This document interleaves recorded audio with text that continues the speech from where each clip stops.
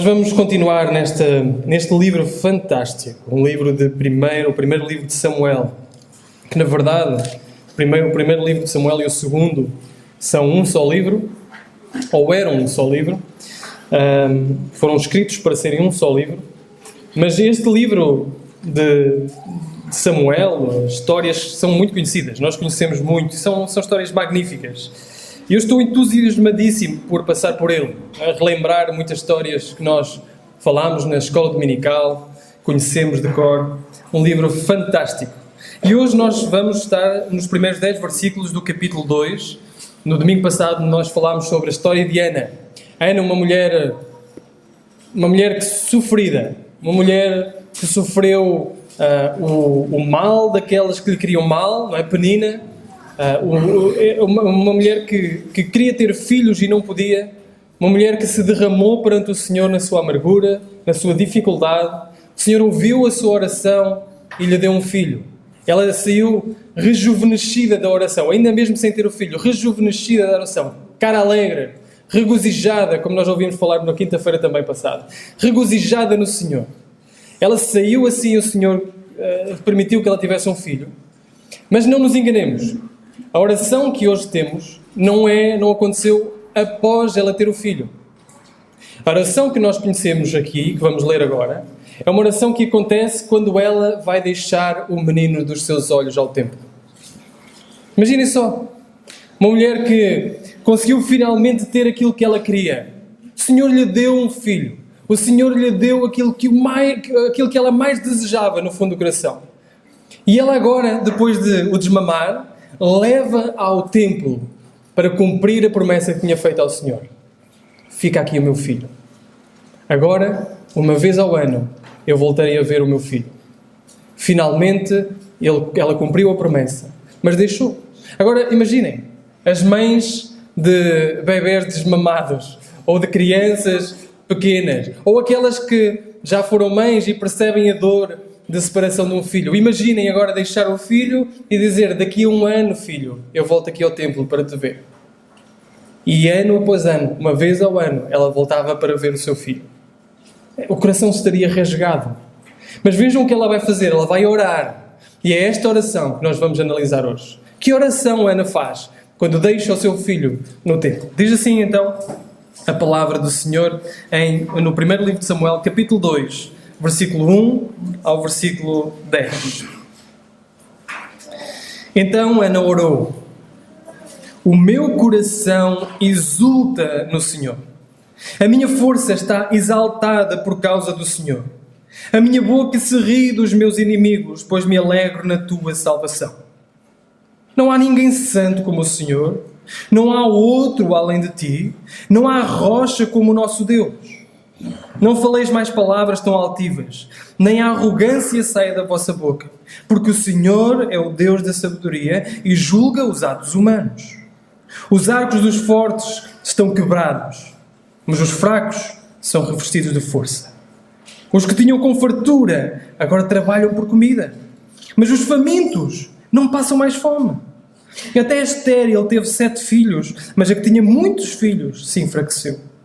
O Senhor é quem tira a vida e a dá. Faz descer à sepultura e faz ressurgir dali. O Senhor faz empobrecer e enriquecer, abate e também exalta. Levanta o pobre do pó, ergue o necessitado do monte de cinzas, para fazê-los sentar entre os príncipes, para fazê-los herdar um trono de glória, porque as colunas da terra são do Senhor, estabeleceu o mundo entre elas. Ele guardará os pés dos seus santos, mas os ímpios ficarão mudos nas trevas, pois não é pela força que o homem prevalecerá. Os que lutam contra o Senhor serão despedaçados. Trovejará desde os céus contra eles. O Senhor julgará as extremidades da terra, dará força ao seu rei e exaltará o poder do seu ungido. Até aqui a palavra do Senhor. Vamos orar. Amado Deus, soberano Senhor, diante de Ti nós nos abrimos, diante de Ti nós nos humilhamos, para que o Teu poder e a Tua palavra seja exaltada. Dá, Senhor, ao Teu servo a humildade nas palavras, brevidade no pensamento e sabedoria na aplicação da Tua palavra. Em nome de Jesus, nós oramos. Amém. Qual foi a última coisa na nossa vida, na vossa vida, que vos levou a orar? Que vos levou a adorar? Que vos levou a exaltar e a louvar? Qual foi a última coisa na vida que vos levou a fazer isso? Sabem, não é preciso coisas muito espetaculares, eventos muito espetaculares para nos fazer louvar o Senhor. Coisas do dia-a-dia deveriam nos fazer louvar e adorar o Senhor. Nós vamos e voltamos do trabalho. Quem nos protegeu a ir? Quem nos protegeu a vir? Nós estamos no trabalho. Quem nos deu esse trabalho? Nós sentamos várias vezes ao dia para comer. Quem nos deu essa comida? Há várias coisas que acontecem na nossa vida que são corriqueiras do dia-a-dia, que nós deveríamos usar essas situações para louvar o Senhor. Sabem, houve um homem muito conhecido nos Estados Unidos, Jonathan Edwards, que tinha por hábito contemplar. É uma disciplina espiritual também, contemplação. E ele saía pelo campo a cavalo, no século XVII, saía pelo campo a cavalo, e lá ia ele olhar para a criação do Senhor. Se fosse hoje em dia, Jonathan Edwards saía uma bicicleta, como o irmão Augusto. Ele saía aí a contemplar, olhar as montanhas, olhar as árvores, olhar os lagos.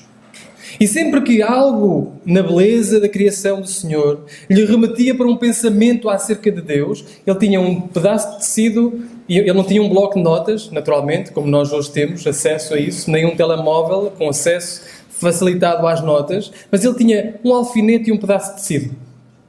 E ele no seu casaco pegava num pedaço de tecido e no alfinete e metia no seu casaco. Lembrei-me de Deus, da grandiosidade de Deus através disto. Outro pensamento que remetia para Deus e ele metia. Chegava a casa, tirava o casaco e lembrava-se e escrevia aquilo que o Senhor tinha tocado no seu coração. Que pensamentos ou que coisas na nossa vida nos têm remetido para o Senhor?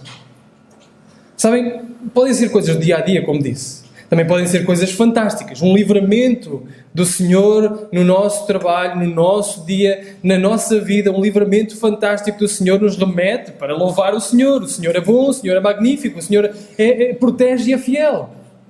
No caso de Ana, ela foi um evento fantástico que remeteu para o louvor ao Senhor. Ela lembrou-se daquilo que o Senhor tinha feito. O Senhor deu-lhe um filho quando ela era estéril. O Senhor abençoou-a quando ela era infeliz diante dos homens e diante de todos. Então ela remete o evento e a experiência do seu dia-a-dia para o louvor ao Senhor. E alguma coisa nós aprendemos ainda antes de entrar naquilo que Ana diz aqui. Alguma coisa aprendemos. É que a experiência e a espiritualidade não andam desgarradas. Às vezes temos a impressão de dizer assim, este é o meu trabalho. Este é o meu dia-a-dia. Este é o meu relacionamento com a família. Estas são as minhas coisas diárias. De segunda a sábado acontece muita coisa. São os eventos da minha vida. E ao domingo, então aí eu louvo. Ao domingo, então aí eu canto. Grande é o nosso Deus e as obras que Ele faz. Ao domingo, então eu louvo e adoro o Senhor. Mas já de segunda a sábado eu tenho outras coisas no meu dia-a-dia que posso fazer. A Ana diz-nos que tudo o que acontece na nossa vida deve nos fazer remeter para louvor ao Senhor. E mais, Ana também nos diz, nos mostra que não são só as pessoas estudadas, ou as pessoas que diríamos importantes, ou as pessoas que estão no templo. Ana podia dizer assim, não, vamos deixar a reflexão teológica acerca da minha vida, ou acerca da vida, para Eli. Eli está no templo. Esse é o trabalho de Eli. Eli está no templo. Eli é que tem as escrituras perto dele. Eli é que sabe mais acerca de Deus do que eu. Então vou deixar este louvor e adoração e reflexão acerca de Deus na minha vida para uma pessoa em específico ou para um grupo de pessoas específico. Ana não faz isso. Ana nos mostra que todos nós temos a responsabilidade de pensar acerca de Deus na nossa vida. Todos nós temos a responsabilidade de ligar aquilo que se passa no nosso dia-a-dia com aquilo quem Deus é. E a forma como Deus trabalha. Grande é o nosso Deus e as obras que Ele faz. Na nossa vida toda. Não só na minha, não só naqueles que são presbíteros desta igreja, mas na vida de cada uma das pessoas que aqui está hoje de manhã. Todos nós. Então Ana nos mostra isto mesmo antes de entrarmos. Não importa quem somos, não importa os nossos estudos, não importa a nossa posição, não importa a nossa idade, não importa o nosso género, não importa nada disso. Todos nós somos responsáveis por unir experiência à prática, ou experiência àquilo que são as nossas crenças em Deus, aquilo que se chama teologia. É uma palavra complicada, mas teologia é o conhecimento de Deus acerca de quem Deus é. Todos nós somos responsáveis por unir experiência a Deus e pensar acerca disso. Então vamos à oração. O que é que Ana pensa acerca da sua experiência e acerca de quem Deus é? Gostaria de dividir em três formas. Ana olha para o Deus inigualável, o Deus incomparável. Depois Ana vai olhar para o Deus do improvável, o Deus das inversões, o Deus do improvável. E depois Ana termina a olhar para o Deus o juiz. Deus o justo juiz. Então vamos aos primeiros 2 versículos. O Deus inigualável. Diz assim: então Ana orou: o meu coração exulta no Senhor. A minha força está exaltada por causa do Senhor. A minha boca se ri dos meus inimigos, pois me alegro na tua salvação. Vejam as vezes que é repetido aqui: meu, minha, minha. Não é? Vejam, o meu coração exulta, a minha força está exaltada, a minha boca se ri dos meus inimigos e eu me alegro. Mais uma vez, Ana está a pegar na sua experiência, Ana está a pegar naquilo que Deus fez na sua vida. Ela começa por dizer: o meu coração se alegra, o meu coração exulta ao Senhor. Ela não está a falar da máquina cá dentro, fraca, que bombeia sangue para todo o nosso corpo e sem a qual nós não existíamos. Ela está a falar de tudo o que é a sua vida. Quando ela fala de coração, fala do epicentro da sua existência. Tudo o que é o seu pensamento, tudo o que são as suas afeições, tudo o que é a sua própria vida. Exulta o Senhor. Magnifica o Senhor. E voltamos ao contexto. Quando é que Ana está a dizer isto? Ana está a dizer isto quando deixa o seu filho lá. Imaginem, leva o seu amado, querido, esperado filho Samuel até Eli e diz: meu coração exulta ao Senhor. Mesmo deixando aqui o meu filho, mesmo agora só o vendo uma vez por ano, o meu coração exulta ao Senhor. É uma alegria e um exultar que não é dependente de circunstâncias. Nós temos um cântico que diz: esta paz que eu sinto em minha alma é o quê? Não é porque tudo me vai bem. Não é porque tudo me vai bem. Se nós esperarmos por louvar o Senhor quando as coisas nos vão bem, nós nunca louvaremos o Senhor. Porque somos insatisfeitos por natureza. As coisas nunca estão bem. As circunstâncias são inconstantes. E por isso nós olhamos para aquilo que lemos também na quinta-feira, Filipenses capítulo 4, e Paulo diz assim: regozijai-vos sempre no Senhor. Outra vez vos digo, regozijai-vos. E depois ele até diz: eu até aprendi. É uma aprendizagem, irmãos. Eu aprendi a estar contente em toda e qualquer circunstância. Porque o Senhor já me deu tudo. O Senhor já me deu abundância e já me deu escassez. O Senhor já me deu muitos amigos e já fiquei sem ninguém na prisão. Ele às vezes até diz: olha, eles abandonaram-me. Em toda e qualquer circunstância, o que é que ele diz? Eu posso tudo naquilo que me fortalece. O meu coração exulta ao Senhor, mesmo deixando o meu querido filho aqui. O Senhor merece o louvor, independentemente das circunstâncias. Mas ela diz mais: o meu poder está exaltado no Senhor. Ainda há poucos versículos atrás, no capítulo anterior, era uma mulher fraca, sem qualquer poder, influência, martirizada por uma outra rival a dizer-lhe: olha, tu não consegues ter filhos, Elquena gosta mais de mim, tu és fraca. E de repente, ela diz: o meu poder está exaltado no Senhor. Ela descobriu que a sua força está no Senhor, que a sua esperança está no Senhor, e isso tem consequências. O meu coração exulta, a minha força está exultada e agora a minha boca se exalta também. Ela continua a dizer: a minha boca se ri dos meus inimigos. Naturalmente nós pensamos logo em Penina, não é? Ela ri-se agora dos meus inimigos.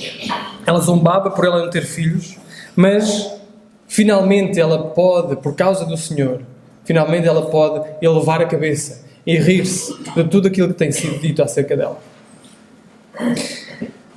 Mas, apesar do uso dos pronomes pessoais, meu, minha, ela, a partir daqui, vai se focar completamente no Senhor. Mais uma vez, ela usa aquilo que é a vida dela para pensar no Senhor. Não usa o Senhor para pensar nela.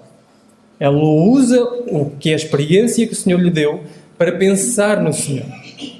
E ela termina o versículo 1 a dizer: pois me alegro na tua salvação. É a tua salvação que importa. E a partir do versículo 2, ela vai repetir 2 vezes, ou 3 vezes, aliás, não há.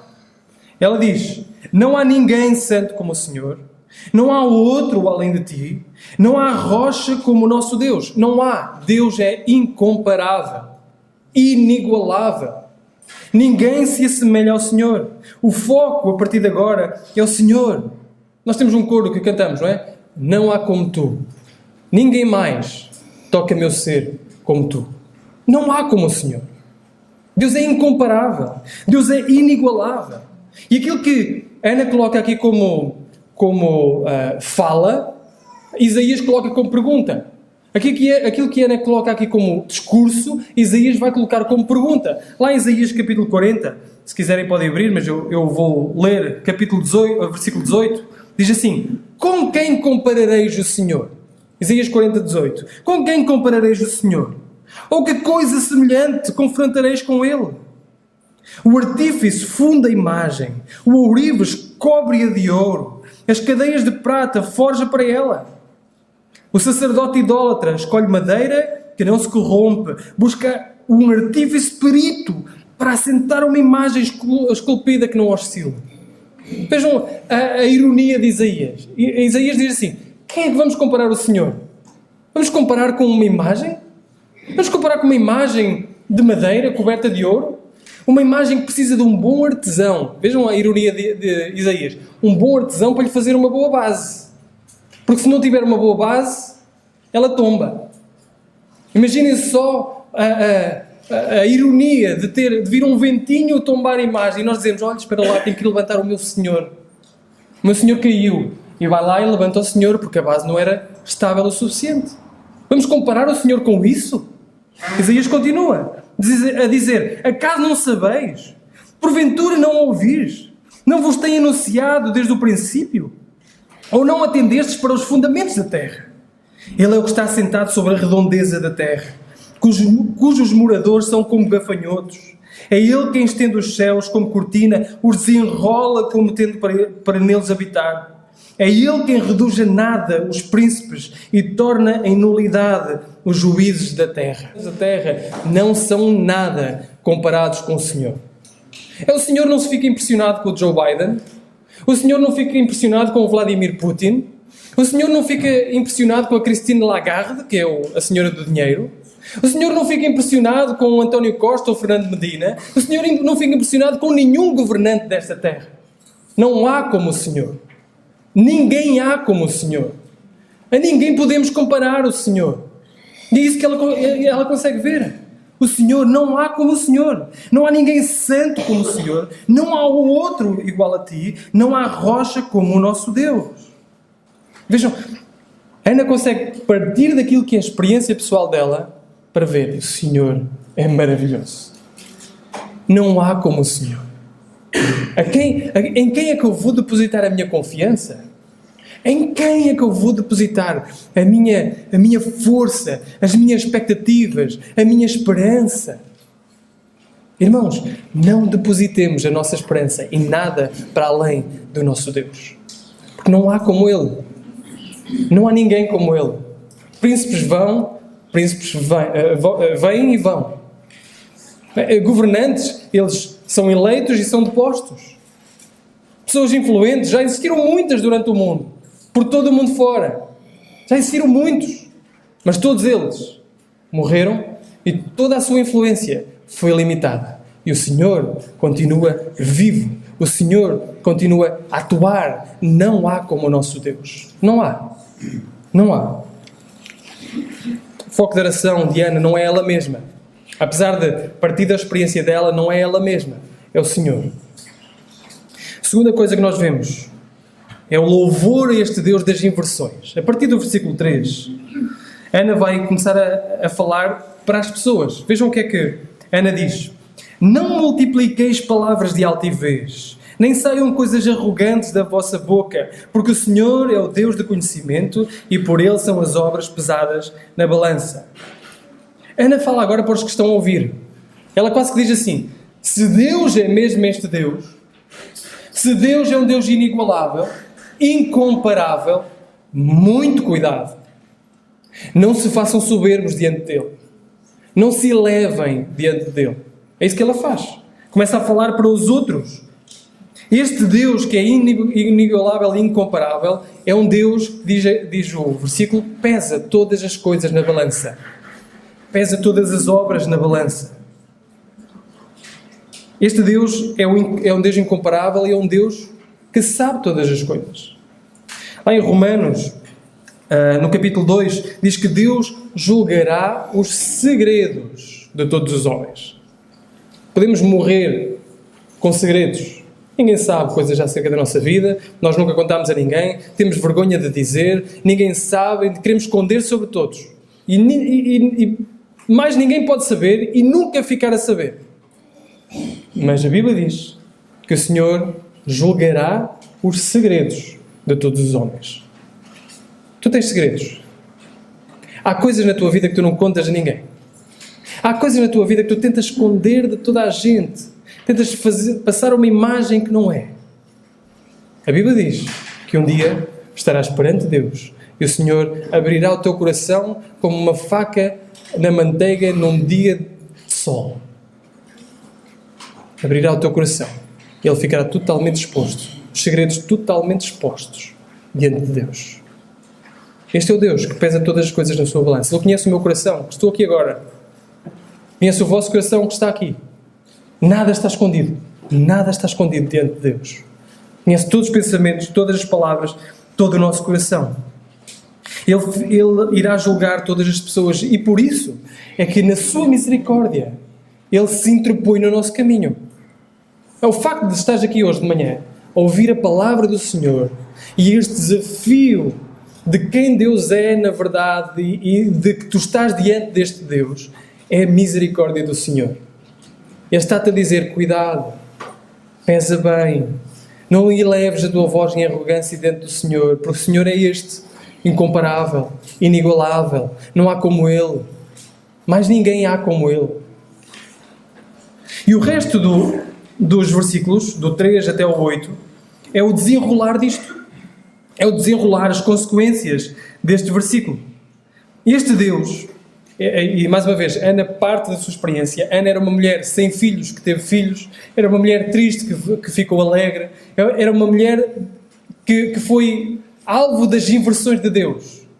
E ela parte da sua experiência para dizer, este é o Deus das inversões.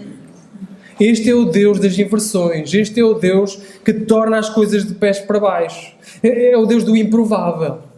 Cuidado, que Ele é o Deus do improvável.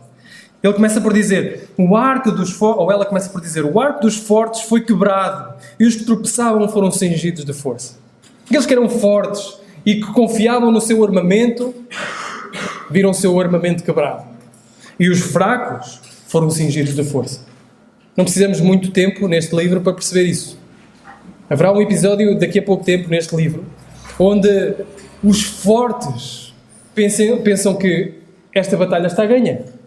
Afinal, nós temos um campeão de 3 metros e tal de altura. Um homem com uma espada pesada, um escudo pesado. Um homem cheio de força. O povo do outro lado, cheio de medo. Não consegue ir além.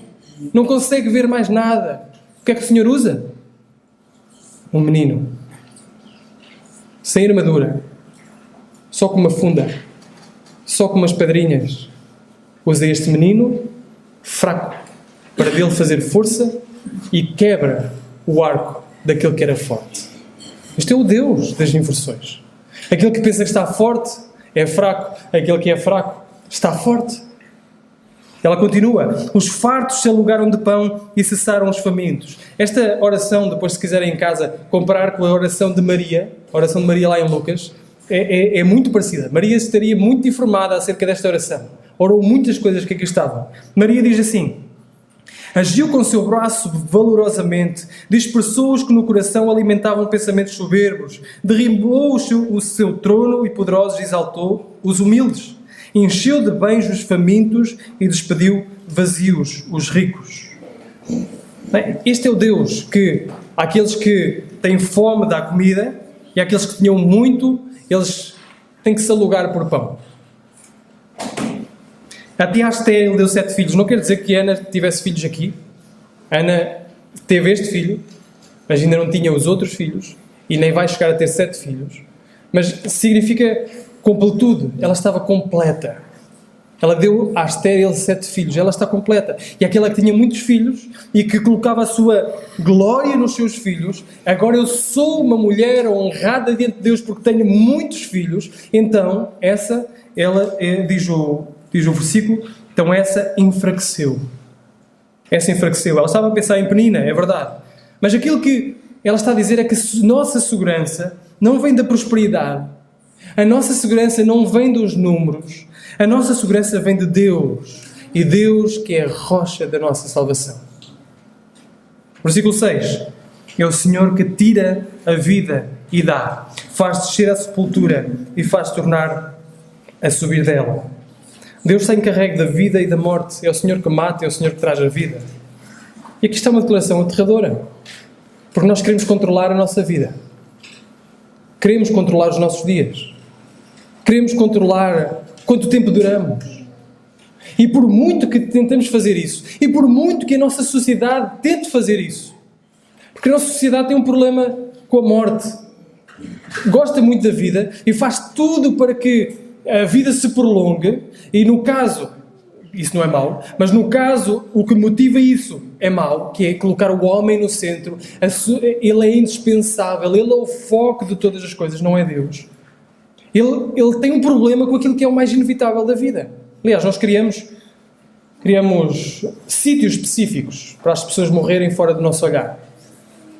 Temos sítios onde as pessoas vão morrer, porque a sociedade não lida bem com isso, não consegue ver isso. Elas vão para lá para morrer, porque têm que morrer fora do olhar da sociedade. E sabem, há um problema com isso, porque há um problema em compreender que é Deus que dá e tira a vida. Há um problema em compreender que é Deus que controla os nossos dias. Há um problema em compreender que nós não morremos cedo ou não morremos tarde. Diz a palavra do Senhor que os nossos dias estão contados. Morremos quando devemos morrer, porque o Senhor controla isso. O Senhor é o Deus da vida, é o Deus que dá e tira a vida. Versículo 7 e 8. O Senhor empobrece e enriquece. Olha um versículo tão bom para vocês passarem à mão e colocarem no bolso quando vão trabalhar. O Senhor empobrece e o Senhor enriquece. A nossa pobreza ou a nossa riqueza não depende da nossa capacidade de gestão, não depende da nossa política, a nossa teoria político-económica. A nossa pobreza e a nossa riqueza não depende do mercado de ações. A nossa pobreza e riqueza depende do Senhor. É o Senhor que empobrece e é o Senhor que enriquece. É o Senhor que controla essas coisas. Sim, é verdade, temos que fazer a nossa parte e devemos fazer a nossa parte, mas conscientes que aquele que é muito rico, de repente o Senhor empobrece completamente, e aquele que é muito pobre, o Senhor pode enriquecer rapidamente. O Senhor controla essas coisas. O nosso dinheiro é dele e por isso nós somos mordomos daquilo que Ele nos dá. O Senhor não é Senhor apenas de uma parte do nosso dinheiro. O Senhor é o Senhor de todo o nosso dinheiro. E damos contas e devemos dar contas da mordomia que temos, seja do tempo, seja do dinheiro, seja das energias, seja de tudo aquilo que Ele nos dá. Somos mordomos. Mordomos. É Ele que empobrece e enriquece. Abaixa e exalta. Levanta o pobre do pó e desde o montouro exalta o necessitado para fazer assentar com os príncipes, para o fazer herdar no trono da glória, porque o Senhor são os alicerces da terra e assentou sobre eles o mundo. Deus soberanamente controla todas as coisas. Ele exalta o que está humilhado Ele humilha o que está exaltado. Ele faz isso. É Ele que faz isso. Ele soberanamente controla todas as coisas. E por isso, mais uma vez, Paulo dizia, eu aprendi a estar contente. Porque eu percebi que as circunstâncias, elas não devem mover o meu interior. Eu posso ter muito, posso ter pouco, posso ter muitos amigos, posso não ter nenhum, posso ter bens, posso não ter, posso ter dinheiro, posso não ter, posso ter tantas coisas, mas ainda assim eu posso tudo naquilo que me fortalece. Porque Ele é que controla todas as coisas e é nele que eu devo confiar. Vejam a forma como Ana entendia isto tão bem. No final do versículo 8, ela diz, porque do Senhor são os alicerces da terra e assentou sobre eles o mundo. É Ele que sustenta. Eu faço um jogo de vez em quando, um jogo a desafiar-me a mim próprio. Quando estou a brincar com o André. Quando estou a brincar com o André, naturalmente a brincadeira dele ainda é muito rudimentar.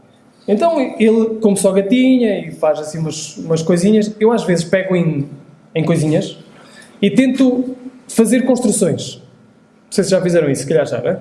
Tento fazer construções. Eu faço algumas construções sabendo que a primeira reação dele é o quê? Vai dizer obrigado, papá. É destruir. A primeira reação dele, quando vê uma construção, ele pode estar aí uns passos, vê a construção, ele vira-se para tentar derrubar. E eu às vezes, a tentar fazer aquilo, a fazer um jogo comigo próprio, a ver qual é a altura que eu consigo, a maior altura que eu consigo sem ele derrubar, eu começo a fazer aquilo rápido, o que é que acontece? Desconsidero o quê? A base, os alicerces. Isso faz com que nem seja preciso o André para aquilo cair. Eu começo a construir aquilo e de repente vejo a estrutura a desmoronar. Ok, pronto. Não era preciso o André. Mas às vezes tomo atenção aos alicerces e faço uns bons alicerces e, sem ele perceber, senão ele vai destruí-los, sem ele perceber se faço uns bons alicerces e assim que aproveito uma oportunidade, começo a construir rápido em cima de uns bons alicerces. E aquilo segura-se. Segura-se até quando? Até o André chegar outra vez e meter aquilo abaixo. Sabem? O que Ana está a dizer é que quem controla os alicerces, quem faz os fundamentos, quem sustenta este mundo é o Senhor. E não importa as mãozinhas dos príncipes, as mãozinhas dos poderosos deste mundo, as mãozinhas de nós mesmos para tentarmos derrubar aquilo que o Senhor construiu. É Ele que controla. Tudo está sob o seu controlo e o seu sustento. Por isso, voltamos àquilo que Ana diz logo no início. Se Deus é este Deus do improvável, se Deus é este Deus das inversões, e aquele que se humilha é exaltado e aquele que se exalta é humilhado, cuidado. É isso que ela diz logo no início do versículo. Cuidado, diz o versículo 3. Não faleis mais palavras altivas, nem a arrogância saia da vossa boca, porque o Senhor é um Deus de sabedoria e julga os atos humanos. Cuidado, vocês estão perante o Senhor, que não é um Deus qualquer. Cuidado. Ana termina com este louvor ao julgamento de Deus, ao Deus que é juiz. Ele diz, os pés dos santos guardará, porém dos ímpios ficarão mudos nas trevas, porque o homem não prevalecerá pela força. Ana termina, ela já tinha olhado para o julgamento de Deus e agora termina a aplicar o julgamento. Ela diz, há dois grupos. Há o grupo dos santos, que ela diz que o Senhor guarda os pés dos seus santos, e há o grupo dos ímpios, que ficarão mudos diante das trevas. Pois não é pela força que o homem prevalece. Há dois grupos. E não há um meio termo. Ana diz, o Senhor é um Deus de juízo. O Senhor julgará todas as coisas. E num dos dois grupos vocês cairão. Ou o grupo dos santos, isto é, aqueles que têm um relacionamento pactual com o Senhor, aqueles que se unem ao Senhor, que se humilham perante o Senhor, ou o outro grupo, que é um grupo dos ímpios. Isto é, um grupo daqueles que não querem saber do Senhor, ignoram o Senhor, ou se rebelam contra o Senhor. E este grupo não é pela sua força que prevalecerá. Não é pela sua muita força, pela sua sabedoria, pela sua capacidade que subsistirá. Aquilo que fará com que o nosso futuro seja assegurado é o relacionamento com Deus. Não é a nossa força. Não é a tua força. é o relacionamento com Deus. E por isso Ana continua no versículo 10 para terminar: os que lutam contra o Senhor serão desprezados. Trovejará desde os céus contra eles. O Senhor julgará as extremidades da terra. Dará força ao seu rei e exaltará o poder do seu ungido. Mas Ana, ainda não há rei. Ana, ainda não há Messias e ungido. O livro de Samuel começa quando o juízo termina. E o juízo termina com uma frase: e não havia rei naquele tempo, e cada um fazia o que era melhor aos seus próprios olhos. Não havia rei. Mas Ana profeticamente olha para a frente e percebe que é necessário um rei. E ele dará força ao seu rei. Percebe que até o seu filho será um caminho para o rei. É Samuel que ungirá o rei Davi. Primeiro Saul e depois Davi, o grande rei de Israel. E da mesma forma, Ana estava a apontar para um outro rei e ungido, porque é a primeira vez que se une estas duas palavras no mesmo versículo. Rei e ungido. Estava a apontar para o outro. Está bem? Ana teve um filho chamado Samuel, que preparou o caminho para o grande rei de Israel. Ana é uma figura de Isabel, uma mulher estéril também. Uma mulher que não tinha filho algum, que o Senhor abençoa e traz um filho ao mundo. Sabem o nome dele? João Batista. João, o Batista. João Batista. E o que é que João Batista fez? Eis o Cordeiro de Deus, que tira o pecado do mundo. João Batista apontou o caminho, preparou o caminho para o grande rei e ungido, Jesus Cristo. Da mesma forma como Samuel preparou o caminho para o rei Davi. Ela aponta-nos o olhar no final para o grande Jesus. Aquele que permite que tenhamos um relacionamento com o Pai. Aquele que pela sua morte, Ele morreu pelos nossos pecados. Aquele que pela sua morte trouxe reconciliação à nossa vida. Aquele que diz hoje: crê em mim, arrepende dos teus pecados e sê salvo e tem um relacionamento com o teu Pai. Esse Jesus é o nosso Salvador. Esse Jesus é o Jesus que amamos. Deixem-me terminar rapidamente com duas aplicações desta mesma oração.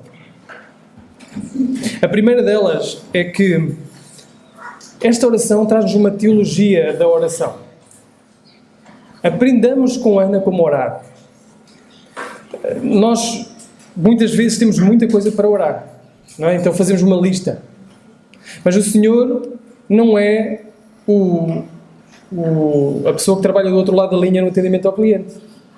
Não é? Nós queremos orar e o Senhor, sim, sim, e nós dizemos tudo aquilo que queremos e Ele diz: muito bem, assim será, e fecha. O Senhor não faz isso.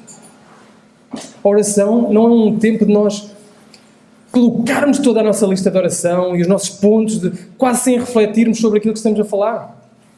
A oração é um tempo de nós nos devotarmos diante do Senhor. Pode haver uma lista, pode haver coisas que nós queremos orar, mas devemos passar tempo a refletir acerca de quem Deus é. Porque nós não somos o centro. Nós não somos o foco. O Senhor é o foco. Então nós pedimos, nós rogamos, nós intercedemos, nós clamamos, nós confessamos, nós fazemos tanta coisa na oração por causa do Senhor. E devemos refletir em quem Deus é. Deixemos que Ana informe as nossas orações. Refletamos mais em Deus, em quem Deus é. É J.I. Packer, um teólogo também que morreu ainda este século, mas um grande teólogo. Ele diz o seguinte: as reflexões mais pormenorizadas, isto é, mais tempo a refletir acerca da nossa vida, dos nossos pedidos, da forma como oramos, mais tempo diante do Senhor a refletir nisto, vai elevar as nossas orações de uma oração tipo lista de compras, para uma oração mais apostólica, como Paulo diz, de luta. Lutamos em oração. É isto, é refletir acerca de quem Deus é. Refletir a forma como Deus trabalha. Refletir da nossa experiência, como a Ana fez. A minha experiência é uma experiência de inversão. Louvado o Deus das inversões. A minha experiência é uma experiência de exaltação. Louvado o Deus que exalta e que é exaltado. Ele ajuda a encaminhar o pensamento para o Senhor. E por fim, a última coisa que esta oração nos deixa é um desafio. Quando chega ao final, ela apresenta 2 grupos. E a pergunta que a oração nos deixa é: de que lado é que tu estás? De que lado é que tu estás? Em que grupo é que tu estás? Existem 2 reinos. O reino do mundo e o reino de Deus. Existem 2 tipos de pessoas. Os que desafiam e ignoram Deus e os que se rendem aos pés de Deus. E num dos grupos tu estás.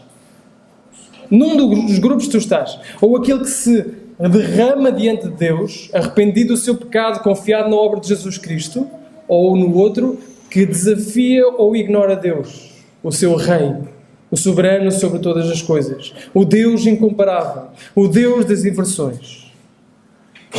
E sabem, vale a pena estar no lado de Deus.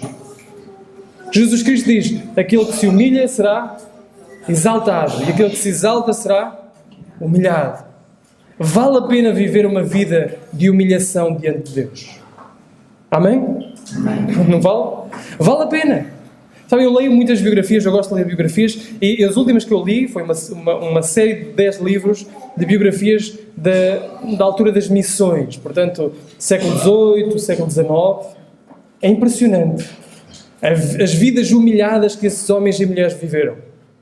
Homens e mulheres que saíram para proclamar Jesus, e muitos deles com grandes posses deram tudo o que tinham e viveram daquilo que o Senhor lhes dava diariamente.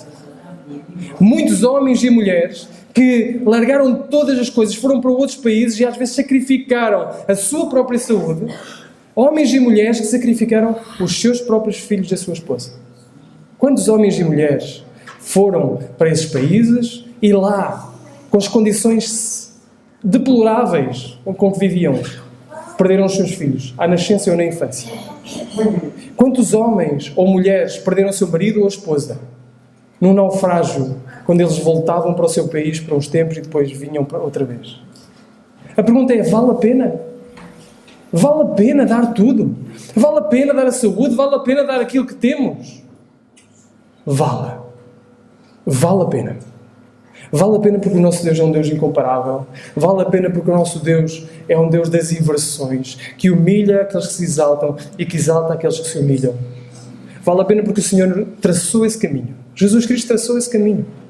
Lá em Filipenses 2, e termino com este versículo, diz que Ele, subsistindo em forma de Deus, não julgou com usurpação ser igual a Deus. Antes, a si mesmo se esvaziou, assumindo a forma de servo, tornando-se em semelhança de homens, reconhecido em figura humana, a si mesmo se humilhou, tornando-se obediente até à morte e morte da cruz.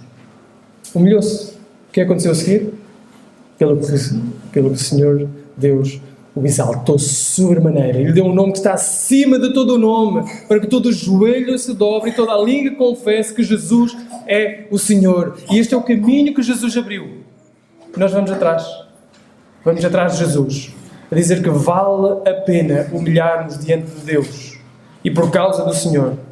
Porque Ele, a seu tempo, nos exaltará com Ele. Que o Senhor nos abençoe.